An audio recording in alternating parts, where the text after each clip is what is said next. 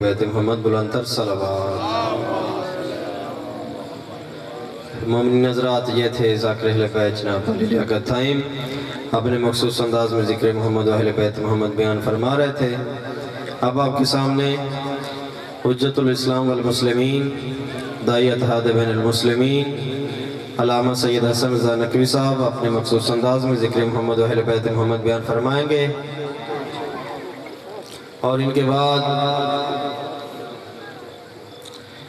بعد ذاکر اہل بیت خان چمن خان بلوچ وہ ٹھیک 15 سے 20 منٹ بعد آ جائیں گے۔ ان کی گاڑی کا کوئی مسئلہ بن گیا تھا، اس لیے تھوڑا سا لیٹ ہو گئے ہیں۔ تمام مومنین سے التماس ہے کہ جو باہر جا رہے ہیں 3 سے 4 منٹ بعد بارگاہ میں تشریف لے آئیں تاکہ مجلس کا باقاعدہ ماحول بنا رہے۔ اب آپ کے سامنے سیدزادہ سید حسن رضا نقوی صاحب آف راولپنڈی اپنے مخصوص انداز میں ذکر محمد و اہل بیت محمد بیان فرمائیں گے۔ بر محمد و اہل بیت محمد بلندر صلوات۔ بانیان مجالس کے مدعوین کے لیے بالخصوص شہدائے ملت جعفریہ کے لیے ایک مرتبہ سورہ مبارک ہے فاتحہ۔ بسم اللہ الرحمن الرحیم، الحمدللہ رب العالمین الرحمن الرحیم مالک یوم الدین، ایاک نعبد و ایاک نستعین، اهدنا الصراط المستقیم صراط الذین انعمت علیہم غیر المغضوب علیہم ولا الضالین۔ بسم اللہ الرحمن الرحیم، قل هو اللہ احد اللہ الصمد لم یلد ولم یولد ولم یکن له کفوا احد۔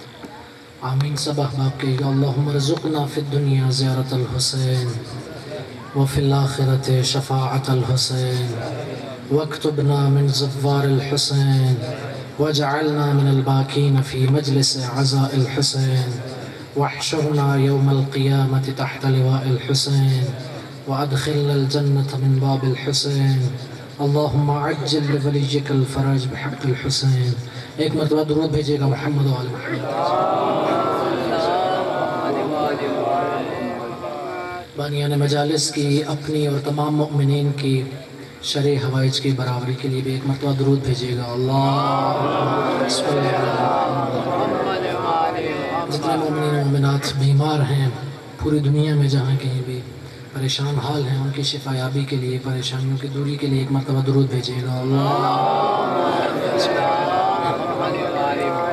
سب مل کے بلند آواز سے آخری حجت کے ظہور کے لیے بھی ایک مرتبہ درود بھیجیے گا۔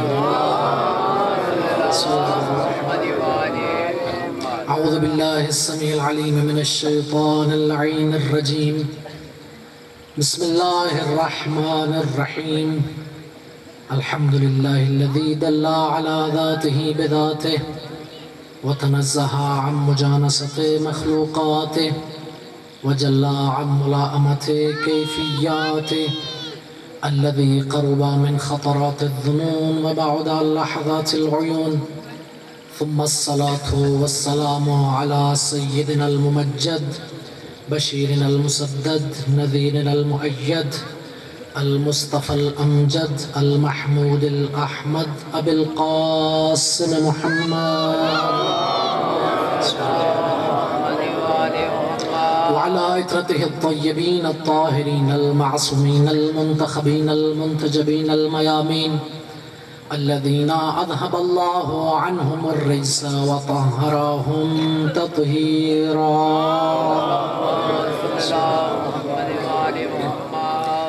انتہائی معزز و مکرم واجب الاحترام سادات و غیر سادات شیعہ سنی حسینی یہاں پر جمع ہیں اور توجہات میری جانب رہیں، تو انشاءاللہ ہم اپنی بساط کے مطابق قرآن اور حدیث کی روشنی میں اہل بیت کی عصمت و طہارت کے حوالے سے کچھ گفتگو کریں گے، کیونکہ وقت کا تقاضا یہ ہے اور ہمارے پاس مکتب اہل بیت کی حقانیت کو بیان کرنے کے لیے اور مذہب اہل بیت کو اپنی آئندہ نسلوں تک پہنچانے کے لیے یہی ایک اوپن یونیورسٹی ہے۔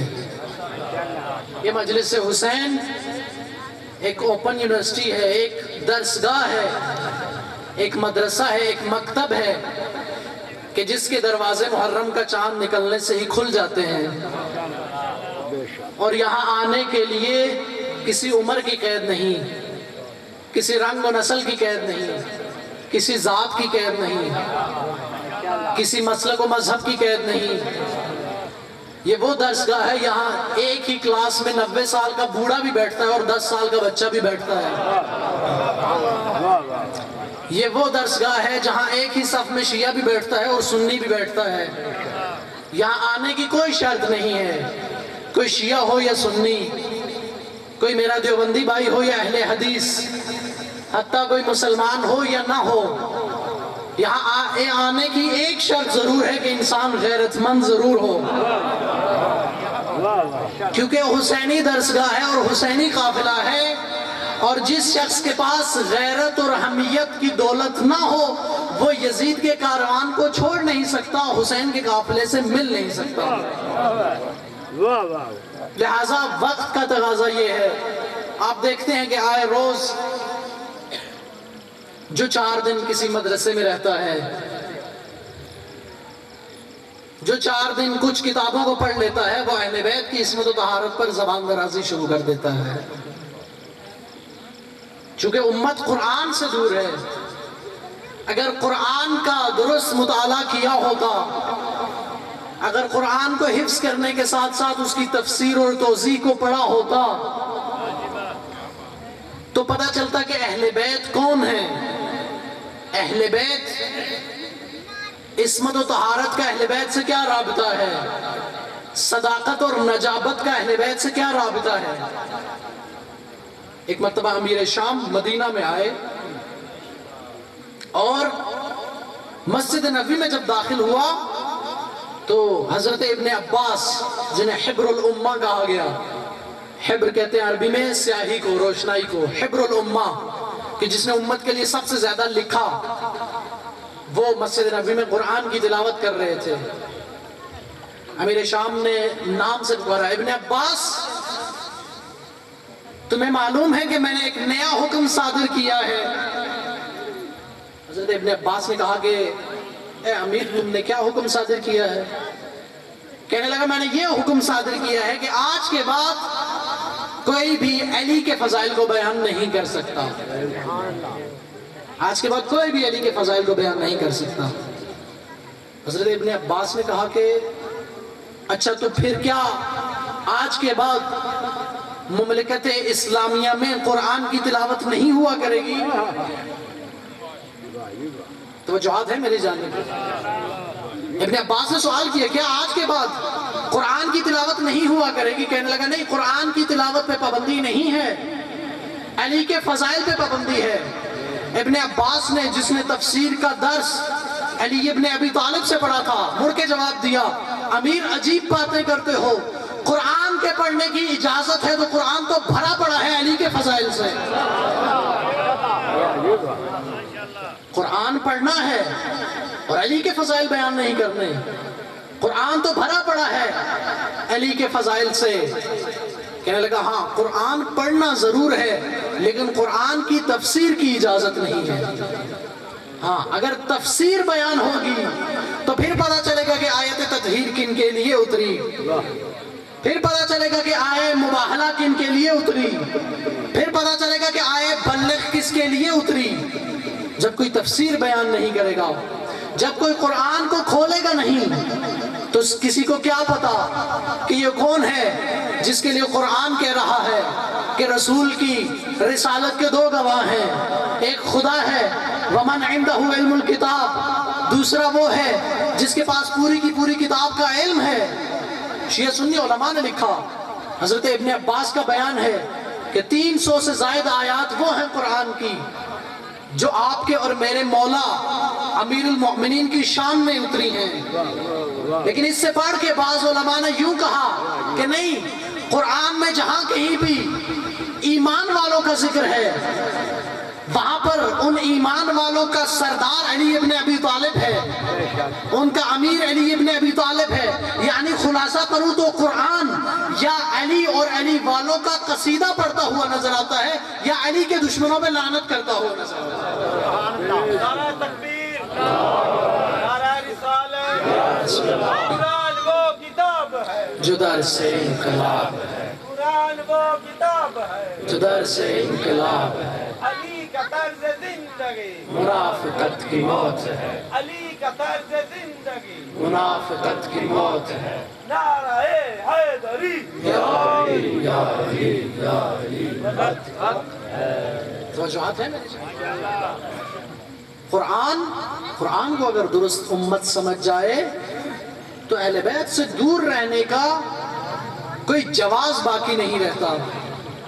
ये कुरान है जो अहले बैत की इस्मत और तहारत की गवाही दे रहा है। अगर आये तत्हीर को समझ लिया जाए तो फिर कोई शख्स ये नहीं कह सकता कि नाउज़ुबिल्लाह अहले बैत में से फला फर्द ने फला जगह पे गलती की, फला जगह पे गलती पे था, फला ने इश्तिबा किया। नहीं, कुरान क्या कह रहा है? खुदा ने ये इरादा कर लिया है, इन्नमा युरीदुल्लाह, खुदा इरादा करता है।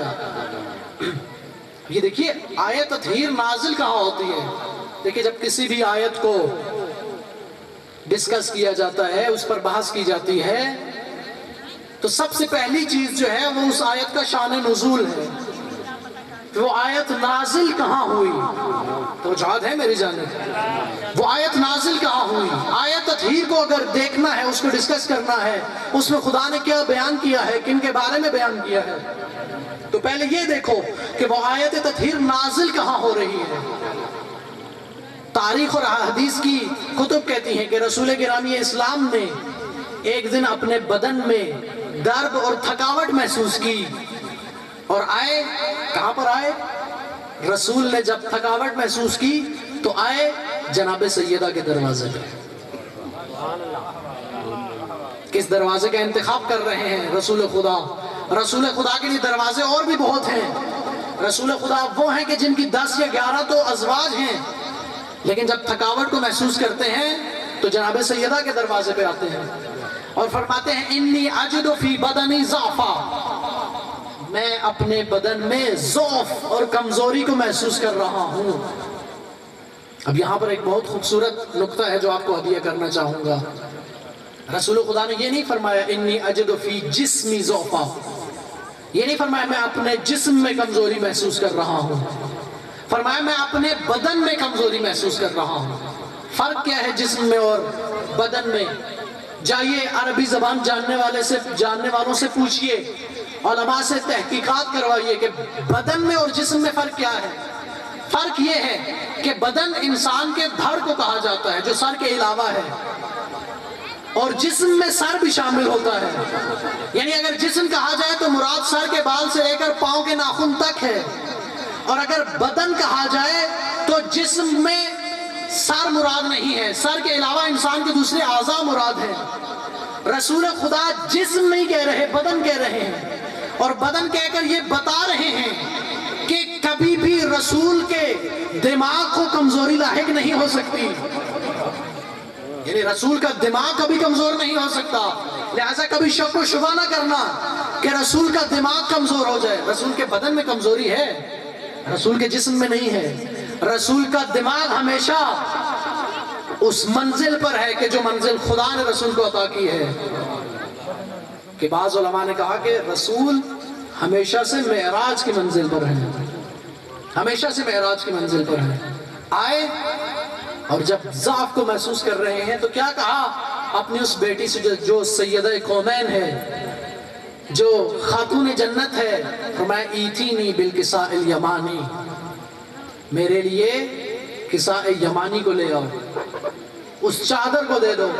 अब रसूल जो थकावट महसूस कर रहे थे, ज़हरा मर्जिया से चादर ली और चादर ओढ़कर सो गए। देखिए ये हमारे लिए दर्स है कि रसूल जब दर्द महसूस करते हैं, जब थकावट महसूस करते हैं, तो किस दरवाजे पर जाते हैं और कौन सा वसीला इस्तेमाल करते हैं। अब तारीखें कहती हैं, आप हदीसें किताबें पढ़ते हैं पूरे शान नुज़ूल को, कि फिर इमाम हसन अलैहिस्सलातु वस्सलाम तशरीफ लाए और फरमाया इन्नी अजिदु, मैं एक खुशबू को महसूस कर रहा हूँ, रसूल की खुशबू को। ये वो खुशबू है जो हर शख्स महसूस नहीं कर सकता, اس خوشبو کو محسوس کرنے کے لیے بھی انسان کا معصوم ہونا ضروری ہے۔ فرمایا میں خوشبو کو محسوس کر رہا ہوں۔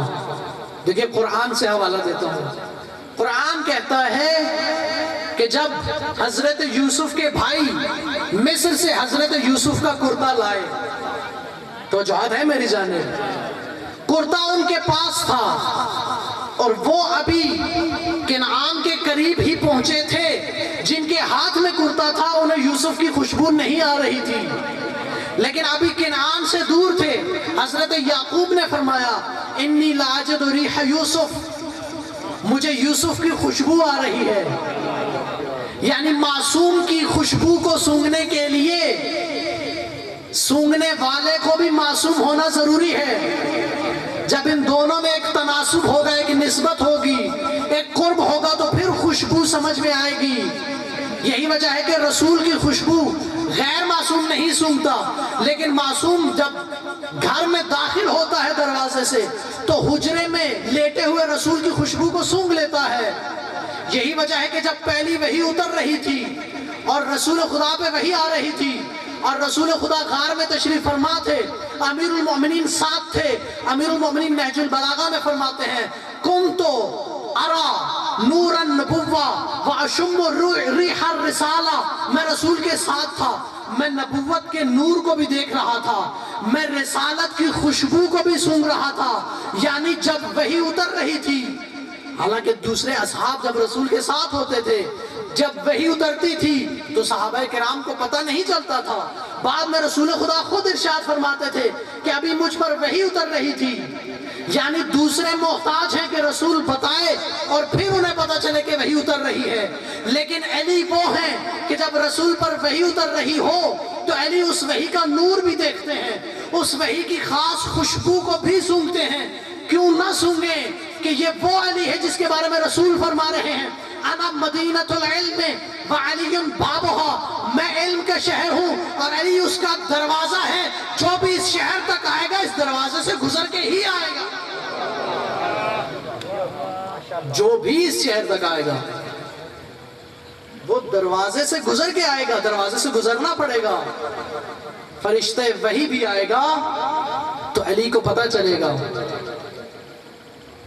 یہ علی ابن ابی طالب ہے کہ جو نبوت کا نور بھی دیکھ رہے ہیں اور رسالت کی خوشبو بھی سونگ رہے ہیں۔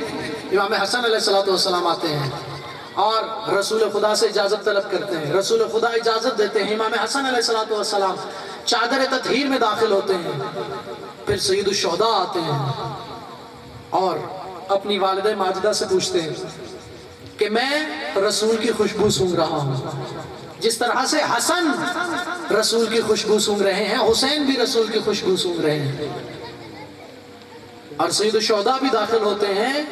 البتہ بعض عبارتیں جو اہل سنت کتابوں نے نقل کی کہ جب امام حسن آئے فادخلہ، جب علی آئے فادخلہ، لیکن جب حسین آئے فدخل معہ۔ فرق کیا ہے؟ جب علی آئے تو عبارت استعمال کی فادخلہ، رسول نے چادر میں داخل کیا، جب حسن آئے تو ادخلہ، حسن کو رسول نے چادر میں داخل کیا۔ عربی جاننے والوں سے پوچھئے گا کہ عبارت یہاں پر تبدیل ہوئی، جب حسین آئے فدخل معہ، حسین آئے تو خود بخود داخل ہو گئے، یعنی حسین وہ ہیں کہ چادر تطہیر میں رسول ہو تو حسین کو اجازت کی ضرورت نہیں ہوتی، حسین داخل ہو گئے۔ اب جو داخل ہوئے سیدہ کونین داخل ہوئی، اب حدیث کے جملے کیا ہیں؟ فَلَمَّا اكْتَمَلْنَا جَمِيعًا تَحْتَ الْكِسَاءِ، فَلَمَّا اكْتَمَلْنَا، یہاں پر یہ نہیں فرمایا فَلَمَّا اجْتَمَعْنَا، یہ نہیں فرمایا جب ہم سب اکٹھے ہو گئے، فرمایا جب ہم سب مکمل ہو گئے۔ تو جہاد اگر آپ کی ساتھ رہیں تو دو لفظوں میں، دو جملوں میں فرق ہے۔ اگر یہ کہا جائے کہ ہم 5 اکٹھے ہو گئے تو یہ اور بات ہے، اگر کہا جائے کہ ہم 5 مکمل ہو گئے تو یہ اور بات ہے۔ اکٹھے وہ 5 ہوتے ہیں جو جدا ہوں، الگ ہوں، مل بیٹھے تو اکٹھے ہوتے ہیں۔ مکمل وہ چیز ہوتی ہے کہ ایک ہی چیز کے چند جز ہوں، آپ ان اجزاء کو ساتھ ملاتے جائیں تو وہ چیز مکمل ہوتی جاتی ہے۔ بی بی یہ نہیں فرما رہی فلم اجتمعنا جب ہم اکٹھے ہو گئے، بی بی فرما رہی فلم اکتملنا جب ہم سب مکمل ہو گئے۔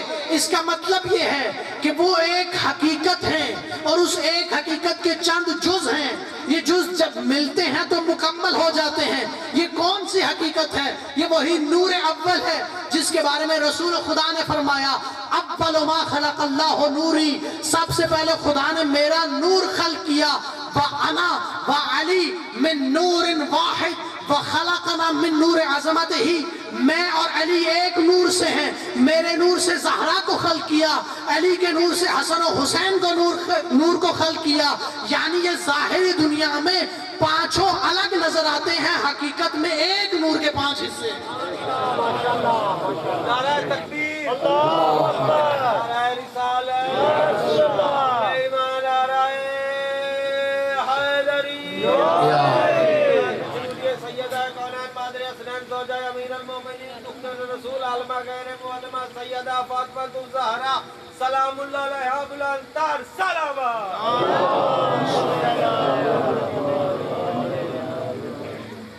یہ عظمت ہے، یہ قرب ہے اہل بیت کا آپس میں، اور یہ ان کی حقیقت ہے۔ فَلَمَّا اكْتَمَلْنَا جَمِيعًا تَحْتَ الْكِسَاءِ، جب ہم سب چادر کے نیچے مکمل ہو گئے۔ اخذ ابی رسول اللہ بطرفی الکساء، میرے بابا نے اب چادر کو اطراف سے پکڑا اور اب خداوند متعال کی بارگاہ میں عرض کی، دعا کی کہ اے خدایا یہ میرے اہل بیت ہیں، یہ میرے اہل بیت ہیں، ان کا میرا تعلق کیا ہے؟ ان کا میرا تعلق یہ ہے لحمہم لحمی، ان کا گوشت میرا گوشت ہے، دمہم دمی، ان کا خون میرا خون ہے، یؤلمنی ما یؤلمہم ویحزننی ما یحزنہم، جو چیز انہیں تکلیف پہنچاتی ہے وہ مجھے تکلیف پہنچاتی ہے، جو چیز انہیں خوش کرتی ہے وہ مجھے خوش کرتی ہے۔ انہم منی وانا منہم، یہ مجھ سے ہیں میں ان سے ہوں، یعنی میں نبی ان سے ہوں، یہ مجھ نبی سے ہیں، میرا خون ان کا خون ہے، میرا گوشت ان کا گوشت ہے۔ انا حرب لمن حاربہم وسلم لمن سالمہم، جو ان کے ساتھ صلح رکھے گا میں اس کے ساتھ صلح کروں گا، وحرب لمن حاربہم، جو ان کے ساتھ جنگ کرے گا میں اس کے ساتھ جنگ کروں گا۔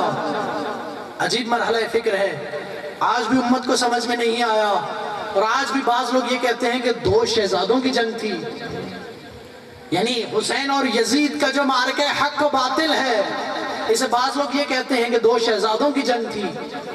میں شیعہ کی بات نہیں کر رہا، اہل سنت کی بہت بڑی شخصیت شاہ عبدالعزیز محدث دہلوی، انہوں نے ایک کتاب لکھی سر الشہادتین، سر الشہادتین، 2 شہادتوں کا راز، سر۔ 2 شہادتوں سے کیا مراد ہے؟ ایک امام حسن علیہ السلام کی شہادت اور ایک امام حسین علیہ السلام کی شہادت، سر الشہادتین۔ اور انہوں نے اپنی کتاب میں لکھا یہ، ان کے مطابق رسول خدا شہید نہیں ہوئے، البتہ ہمارے شیعہ مکتب کے تحت ہماری روایات سے یہ ثابت ہے کہ رسول خدا شہید ہوئے۔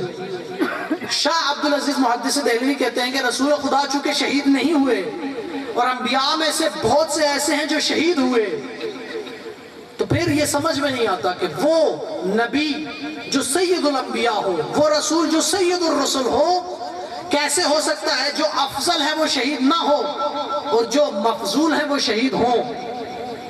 سوال کی سمجھ آ رہی ہے؟ کیسے ہو سکتا ہے کہ باقی نبی تو شہید ہوں، حضرت یحییٰ شہید اور بہت سے انبیاء شہید، اور جو افضل الانبیاء ہو اس کے پاس شہادت کی ڈگری نہ ہو، اس کے پاس شہادت کی سند اور شہادت کا مقام نہ ہو؟ وہ اس سوال کا جواب دیتے ہیں، کہتے ہیں نہیں، رسول خدا بھی شہید ہیں۔ کیسے؟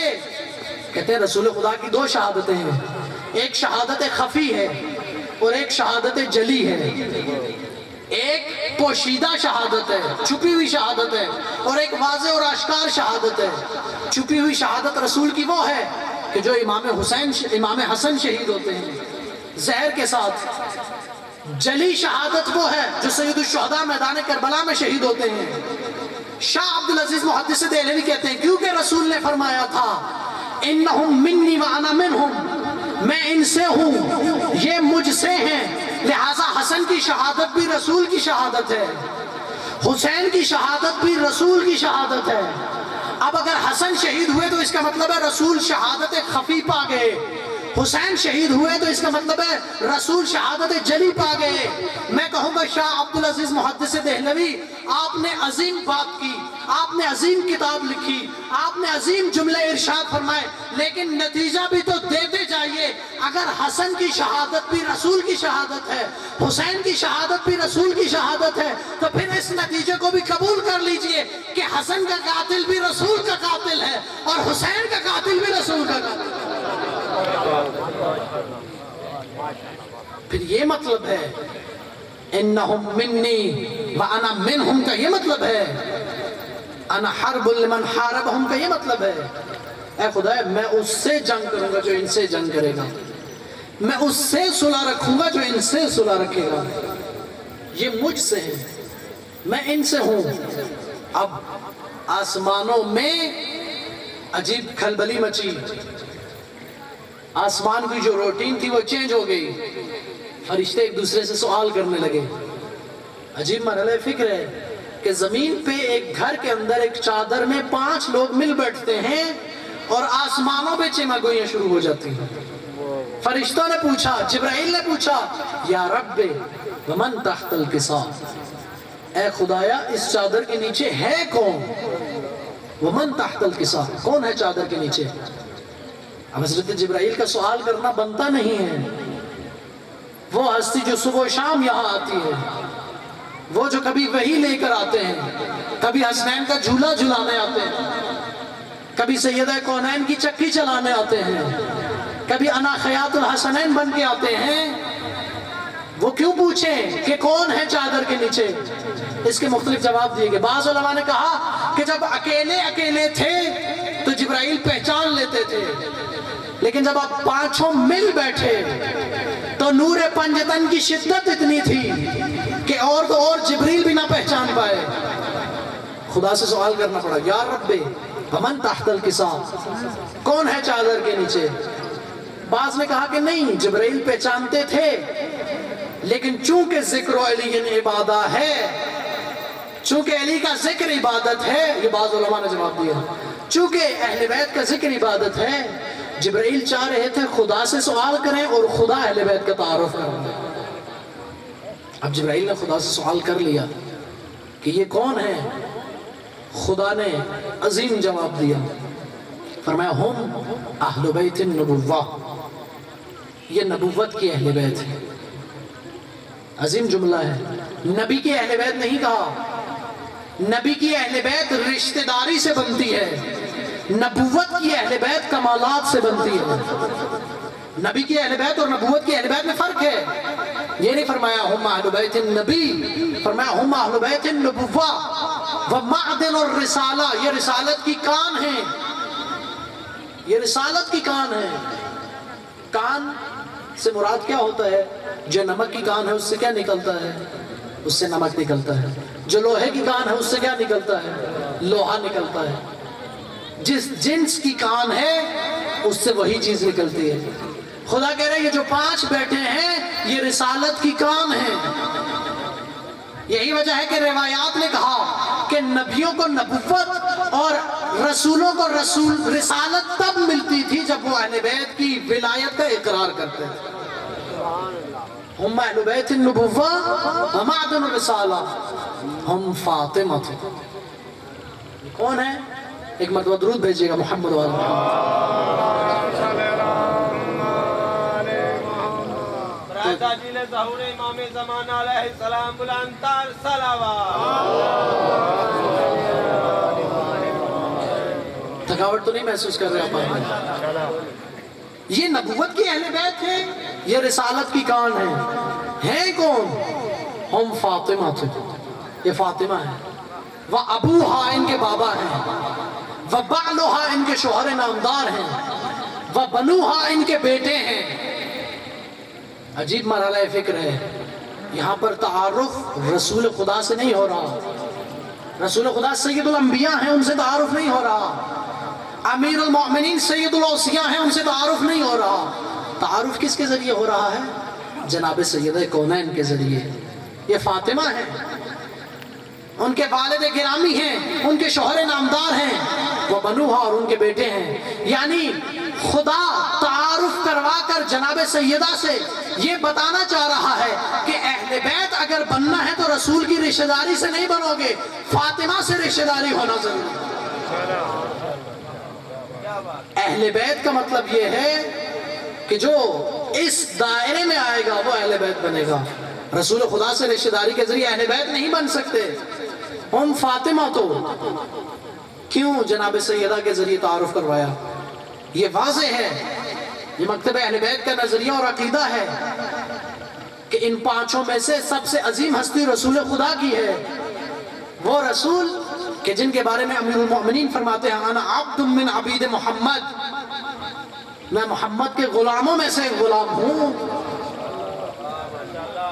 وہ سب سے عظیم رسول خدا ہیں، لیکن تعارف جناب سیدہ کے ذریعے ہو رہا ہے. لیکن بعض اوقات ایسے ہوتا ہے، معاشرے میں بھی ایسے ہوتا ہے کہ اگرچہ والد بھی بہت پڑھا لکھا ہے، لیکن جب بچے کی کوئی تازہ سند آتی ہے، کوئی تازہ اس کی اچیومنٹ ہے، اس نے کوئی اچھے نمبر لیے ہیں، اس نے کوئی اچھا کارنامہ کیا ہے، تو بعض اوقات اگرچہ والد بہت بلند تر ہے، لیکن آپ جب تعارف کرواتے ہیں تو آپ کہتے ہیں یہ فلاں صاحب ہیں، یہ وہی ہیں جن کے بیٹے نے اتنے نمبر لیے. توجہات ہے میری جانیں؟ سند مل رہی ہے آیت تطہیر کی. خدا تعارف کروا رہا ہے جناب سیدہ کے ذریعے. کیوں؟ کیونکہ معلوم ہے رسول خدا تو معصوم ہیں، پاک و منزہ و طاہر ہیں. کیوں؟ کیونکہ وہ نبی ہیں، نبی کے لیے معصوم ہونا ضروری ہے. امیر المؤمنین معصوم ہیں کیونکہ وہ امام ہیں، امام کے لیے معصوم ہونا ضروری ہے. خدا جناب سیدہ کے ذریعے تعارف کروا رہا ہے اور یہ بتانا چاہ رہا ہے کہ یاد رکھو رسول اپنی رسالت کی وجہ سے معصوم ہے، علی اپنی ولایت کی وجہ سے معصوم ہے، حسن و حسین اپنی امامت کی وجہ سے معصوم ہیں. لیکن یہ وہ بی بی ہے جو رسول بھی نہیں ہے، جو معصوم بھی نہیں ہے، جو رسول بھی نہیں ہے، جو نبی بھی نہیں ہے، امام بھی نہیں ہے، لیکن پھر بھی معصوم ہے. یہ وہ بی بی ہے جس کے پاس نبوت کا عہدہ نہیں ہے، جس کے پاس رسالت کا عہدہ نہیں ہے، امامت کا عہدہ نہیں ہے، لیکن معصوم پھر بھی ہے. اور ایسی معصومہ ہے کہ 11ویں امام حسن عسکری علیہ السلام امام نے کیا فرمایا؟ نحن حجج اللہ علی الخلق وجدتنا فاطمہ حجت اللہ علینا. ہم انسانوں پر حجت ہیں، لیکن ہماری دادی سیدہ کونین خدا کی طرف سے ہم پر حجت ہے. یعنی ایسی معصومہ ہے کہ جو معصوموں پر بھی حجت ہے، جو 11 اماموں پر حجت ہے. اس لیے فرمایا ہم فاطمہ تو و ابوہا و بعلہا و بنوہا. یہاں پر ایک پیارا نقطہ ایک اور عرض کرتا چلوں. یہاں پر فرمایا بنوہا، یہ نہیں فرمایا ابناہا. دیکھیں عربی لغت کے حوالے سے اگر دیکھا جائے تو ابن کا مطلب ہے ایک بیٹا. توجہات ہے میری جانب؟ ابن کا مطلب ہے ایک بیٹا، ابنان کا مطلب ہے 2 بیٹے، اور بنون کا مطلب ہے 3 بیٹے یا 3 سے زیادہ. یعنی ایک صیغہ ہے مفرد کے لیے، واحد کے لیے، ایک صیغہ ہے 2 کے لیے، اور ایک صیغہ ہے 3 یا 3 سے زیادہ کے لیے. اب یہاں پر چادر کے نیچے جناب سیدہ کے کتنے بیٹے ہیں؟ 2 بیٹے ہیں. عربی قوانین کے لحاظ سے عربی زبان کو دیکھتے ہوئے کہنا چاہیے تھا ہم فاطمہ و ابوہا و بعلہا و ابناہا. یہ فاطمہ ہیں، فاطمہ کے والد ہیں، فاطمہ کے شوہر نامدار ہیں، اور فاطمہ کے 2 بیٹے ہیں. لیکن خدا کہہ رہا ہے بنوہا. یا تو کوئی جرات کرے اور کہے کہ خدا کو عربی نہیں آتی، نعوذ باللہ، کوئی ایسے نہیں کہہ سکتا. یہاں پر غلطی کی کوئی گنجائش نہیں ہے. خدا ابناہا نہیں کہہ رہا، بنوہا کہہ رہا ہے. یعنی 3 یا 3 سے زیادہ بیٹے پس جمع کا صیغہ دلالت کرتا ہے کہ آیت تطہیر اور چادر تطہیر جیسے حسنین کریمین کی عصمت پر دلالت کرتی ہے، امام حسن سے لے کر امام زمانہ تک 11 معصوموں کی عصمت پر بھی دلالت کرتی ہے۔ 2 بیٹے تو ظاہری طور پر جناب سیدہ کے چادر کے نیچے ہیں، ورنہ حقیقت میں اس چادر کے نیچے امام حسن سے لے کر امام زمانہ تک سب بیٹے ہیں۔ ایک مرتبہ امام زمانہ کی عظمت پر درود بھیجیے گا۔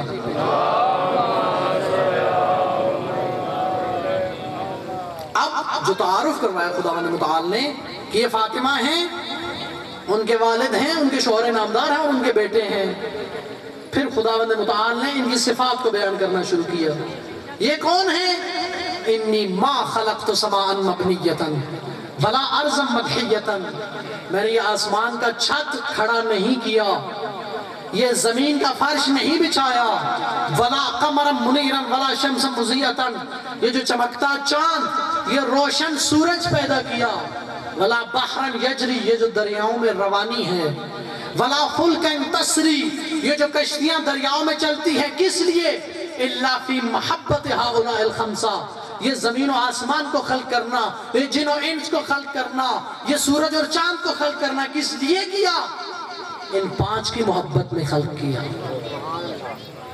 یہ ساری تخلیقات، یہ ساری ممکنات کی خلقت ان 5 کی محبت میں ہے۔ یہی وجہ ہے کہ فرمایا حبیب لولاک لما خلقت الافلاک، اگر حبیب تو نہ ہوتا میں زمین و آسمان کو خلق نہ کرتا۔ ان 5 کی محبت میں خدا نے سب کچھ خلق کیا، یعنی اگر کوئی اس زمین پر چلتا ہے تو اہل بیت کے صدقے میں چلتا ہے، بارش اگر آسمان سے برستی ہے تو اہل بیت کے صدقے میں برستی ہے، اگر کوئی سورج سے حرارت لیتا ہے تو اہل بیت کے صدقے میں لیتا ہے، اگر کوئی اس چاند کی روشنی کو استعمال کرتا ہے تو اہل بیت کے صدقے میں کرتا ہے، زمینوں سے جو فصلیں اگتی ہیں اور وہ فصلیں جو کھائی جاتی ہیں وہ اہل بیت کے صدقے میں کھائی جاتی ہیں۔ اب یہ اعتراض کیسا کہ اگر 10 دن یا 1 ماہ یا 2 ماہ اہل بیت کا ذکر کیا جائے، اہل بیت کے ذکر میں جلوس ہائے عزا کو نکالا جائے، تو یہ اعتراض کیسا کہ یہ رستے بند ہیں، دکانیں بند ہیں، بازار بند ہیں۔ اگر اہل بیت کی معرفت ہوتی تو تم اہل بیت کی عظمت کو، اہل بیت کے غم کے دنوں کو اپنے بازاروں اور مارکیٹوں سے نہ تولتے۔ اگر تمہیں اہل بیت کے ذکر اور اہل بیت کی یاد کی عزت و عظمت کا اور قیمت کا پتہ ہوتا تو تم یہ نہ کہتے کہ عاشور کا دن ہے اور فلاں کی وجہ سے ہمارے بازار بند ہیں، ہمارے سکولز بند ہیں، ہماری مارکیٹیں بند ہیں، ہمارا کاروبار بند ہے۔ اگر تمہیں یہ پتہ چل جائے کہ تم سال کے 365 دن رات جو کھانا کھاتے ہو وہ اہل بیت کے صدقے میں کھاتے ہو۔ ماشاءاللہ، جیو جیو جیو لما صاحب جیو۔ نعرہ رسالت،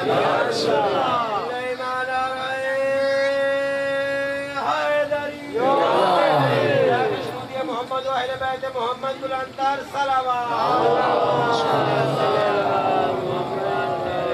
یہ وہ شان نزول ہے آیت تطہیر کا، یہاں پر آیت تطہیر اترتی ہے، اور خداوند متعال یہاں پر جب 5 مل بیٹھتے ہیں تو خداوند متعال طہارت کی سند دیتا ہے۔ وجوہات ہے میری جانب، یہاں پر یہ آیت اترتی ہے، جبریل آتے ہیں، اور ایک اور روایت کے مطابق جسے شیعہ سنی علماء نے لکھا کہ حضرت ام سلمہ چادر کے قریب آتی ہیں اور عرض کرتی ہیں یا رسول اللہ کیا میں بھی چادر کے اندر آ جاؤں؟ ام المؤمنین حضرت ام سلمہ کیا میں بھی چادر کے اندر آ جاؤں؟ رسول خدا فرماتے ہیں انتی علی الخیر، اے ام سلمہ تم خیر پر ہو، تم نیک ہو، تم میری فرما بردار بیوی ہو، لیکن اس چادر کے اندر کچھ خاص لوگ آ سکتے ہیں، اس چادر کے اندر ہر کوئی نہیں آ سکتا، اس چادر کے اندر اے ام سلمہ آپ بھی نہیں آ سکتی، اگرچہ آپ نیک خاتون ہیں، آپ جنتی خاتون ہیں، آپ زوج رسول ہیں، آپ ام المؤمنین ہیں، لیکن آپ چادر کے نیچے نہیں آ سکتے، چادر کے نیچے کچھ خاص لوگ ہیں جو آ سکتے ہیں۔ جب یہ 5 مل بیٹھے تو پھر آیت نازل ہوئی انما یرید اللہ، بے شک صرف اور صرف خدا کا ارادہ یہ ہے لِیُذْهِبَ عَنْکُمُ الرِّجْسَ، کہ خدا رجس کو تم سے دور کر دے. اہل البیت، اے اہل بیت، خدا کا ارادہ یہ ہے کہ جو آیت کے شروع میں انما ہے، اسے عربی میں اداۃ الحصر کہا جاتا ہے. یعنی کہیں بھی خداوند متعال قرآن میں یا رسول حدیث میں، عربی زبان کا قاعدہ ہے کہ جہاں پر یہ معنی کیا جائے کہ صرف اور صرف یہ ارادہ ہے یا صرف اور صرف یہ کام کرنا ہے، وہاں پر حصر کے ادات کو استعمال کیا جاتا ہے. حصر کے لیے انما کو بھی استعمال کیا جاتا ہے، لا اور الا کو بھی استعمال کیا جاتا ہے. جہاں پر بھی انما ہو وہاں پر آپ ترجمہ کیا کریں گے؟ صرف اور صرف. جہاں پر بھی لا اور الا ہو وہاں پر آپ ترجمہ کیا کریں گے؟ صرف اور صرف. آپ کلمہ کیا پڑھتے ہیں؟ لا الہ الا اللہ، کوئی خدا نہیں ہے مگر اللہ. یعنی خدا صرف اور صرف لائق عبادت، معبود صرف اور صرف کون ہے؟ اللہ ہے. چھٹے امام جعفر صادق علیہ السلام نے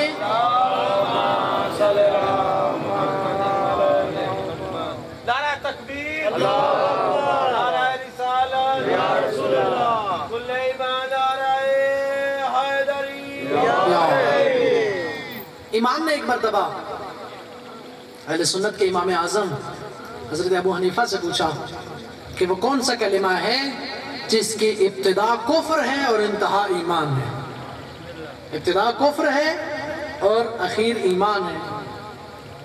تو وہ کہنے لگے کہ ابن رسول اللہ آپ بہتر جانتے ہیں، کیونکہ شاگرد تھے اور امام صادق استاد تھے.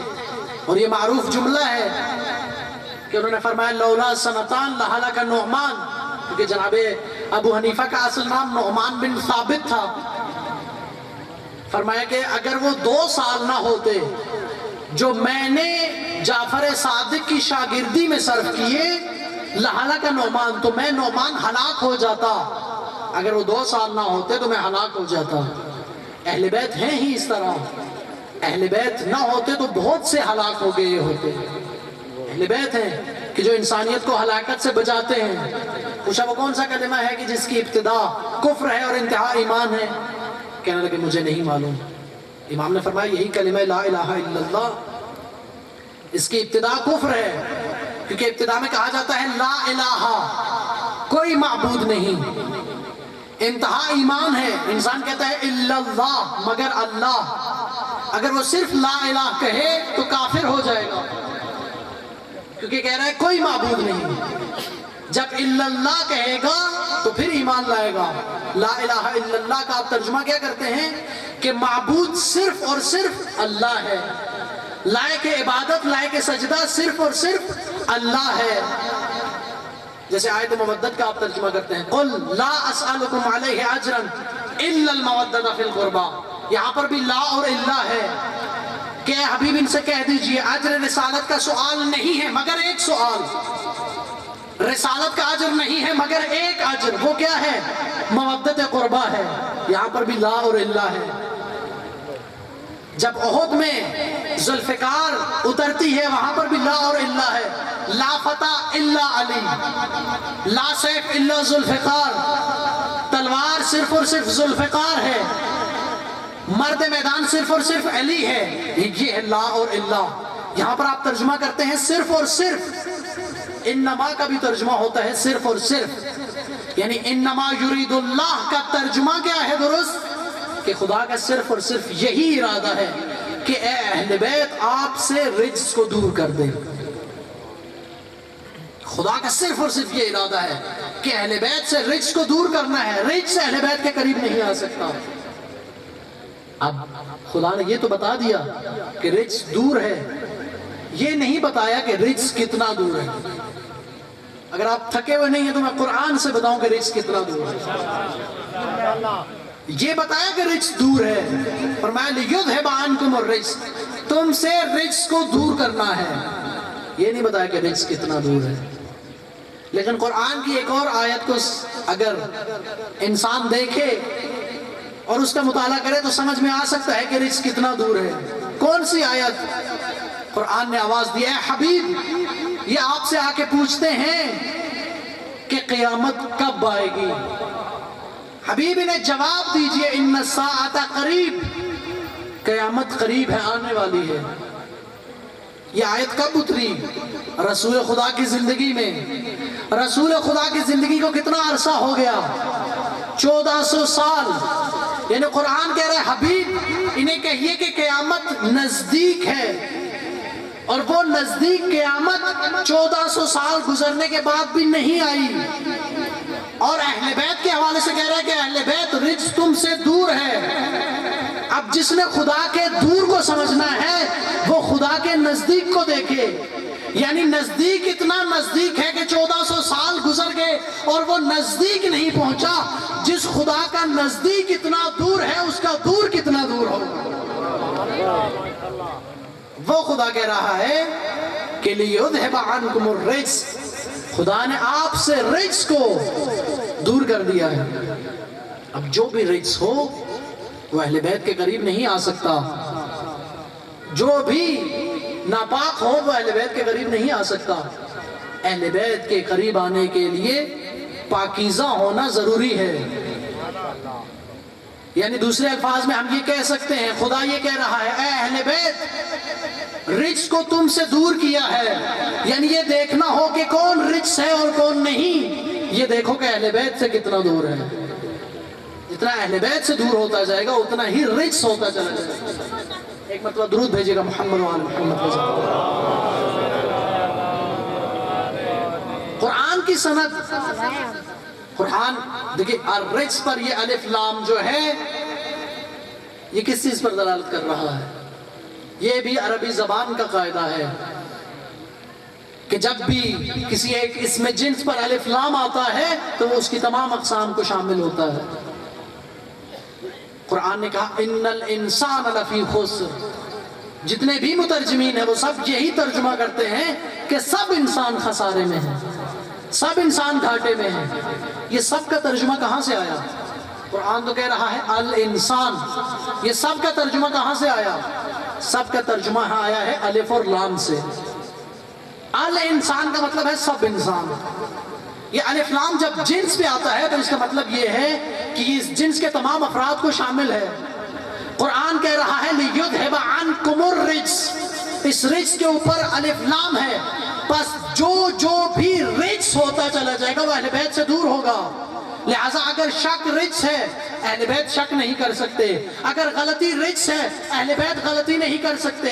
لہٰذا اب جو یہ کہے سیدہ کونین کے بارے میں کہ وہ غلطی پر تھی، غلطی ہے رجس، اور قرآن کہہ رہا ہے رجس ہے سیدہ کونین سے دور۔ اب جو سیدہ کونین کے بارے میں کہے کہ وہ غلطی پر تھی، وہ خود تو رجس ہو سکتا ہے لیکن غلطی سیدہ کے قریب نہیں آ سکتی۔ جو یہ کہہ رہا ہو ایک مرتبہ درود بھیجیے گا محمد وآل محمد۔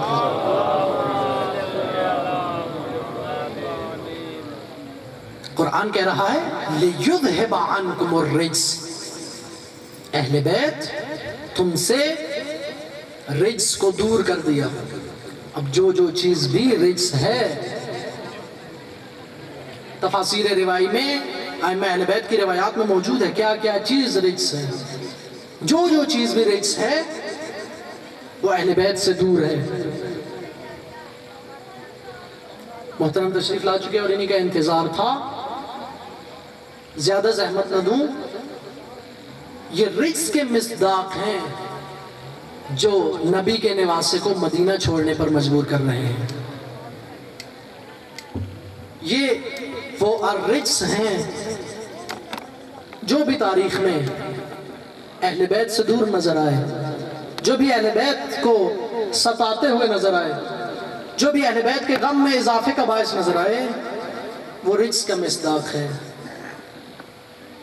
سید الشہداء کے لیے بہت مشکل ہے مدینہ چھوڑنا۔ وداع کرتے ہیں حضرت ام سلمہ سے، حضرت ام البنین سے، اپنی دختر نامدار سے، لیکن تاریخوں نے روایات نے لکھا کہ سب سے مشکل جو وداع ہے وہ سید الشہداء کا اپنے نانا رسول سے وداع۔ ایک رات کے اندر 3 مرتبہ نانا کی قبر پہ جاتے ہیں، حالانکہ مصروفیات ہیں، پورا خانوادہ جب نکل رہا ہے، زن و بچے ساتھ ہیں، اس سفر کے لیے تیاری کی ضرورت ہے، لیکن حسین ہیں کہ بار بار نانا رسول کی قبر پہ جاتے ہیں۔ تاریخیں لکھتی ہیں ایک دفعہ نماز عشاء پڑھ کے گئے، رخسار کو رسول کی قبر پہ رکھا، زارو قطار روتے رہے، ایک پہر روتے رہے، پھر واپس آئے، پھر آدھی رات کو گئے، پھر روتے رہے، پھر واپس آئے، پھر نماز شب سے پہلے رسول کی قبر پہ پہنچے۔ مضطرب ہیں حسین، نانا کی قبر کو نہیں چھوڑنا چاہتے حسین۔ اب جو پہنچے رخسار نانا کی قبر پہ رکھے، ساروں قطار رونے لگے۔ تاریخوں نے لکھا ایک مرتبہ حسین نے کہا نانا مجھے اپنی قبر میں اپنے ساتھ لے لے، نانا میں تیری قبر کو چھوڑ کے نہیں جانا چاہتا، نانا یہ تیری امت ہے جو مجھے مجبور کرتی ہے کہ میں تیری قبر کو چھوڑ کے جاؤں، نانا میں تیری قبر کی زیارت سے محروم رہ جاؤں گا۔ سید الشہداء یہ باتیں کرتے ہیں کہ عالم مکاشفہ میں رسول خدا کی قبر شق ہوتی ہے اور رسول خدا اپنی قبر مبارک تک باہر آتے ہیں، اور تاریخوں نے وہ جملے لکھے ان لک درجۃ عند اللہ لا تنالها الا بالشہادہ، حسین خدا کے ہاں تیرا ایک درجہ ہے، وہ تجھے تب ملے گا جب تو کربلا میں شہید ہوگا۔ حسین وہ تیرا مقام شفاعت، وہ تیری زیارت کا ثواب، وہ تیری تربت میں شفا، یہ تب ملے گی۔ خدا یہ چاہتا ہے شاء اللہ ان یراک قتیلا، حسین خدا تیرے سر کو تیرے تن سے جدا دیکھنا چاہتا ہے، تجھے وہ مقام و عظمت تب ملے گی۔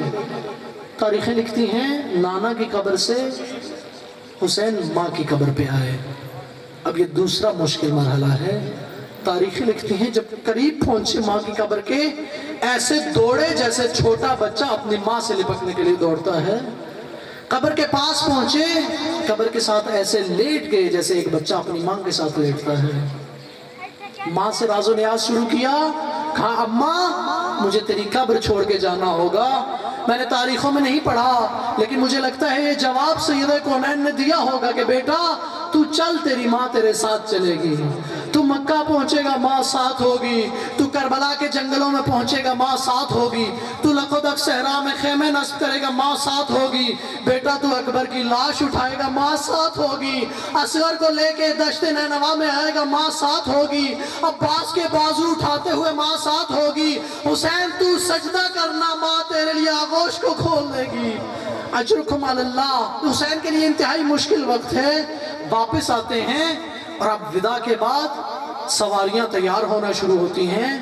راوی کہتا ہے کہ میں محلہ بنی ہاشم میں سید الشہداء کے گھر پہنچا، میں نے دیکھا کہ ایک ایک سواری تیار ہوتی ہے، ایک مخدرہ عصمت ہے جو اپنے دروازے سے نکلتی ہے، حجرے سے نکلتی ہے، اور ایک شہزادہ ہے جو اس کا ہاتھ پکڑ کے اسے سواری پر سوار کرواتا ہے، اور وہ سواری باہر نکلتی ہے۔ یہ کہ بعد دیگرے سواریوں کی ایک قطار ہے جو محلہ بنی ہاشم کی گلی میں موجود ہے۔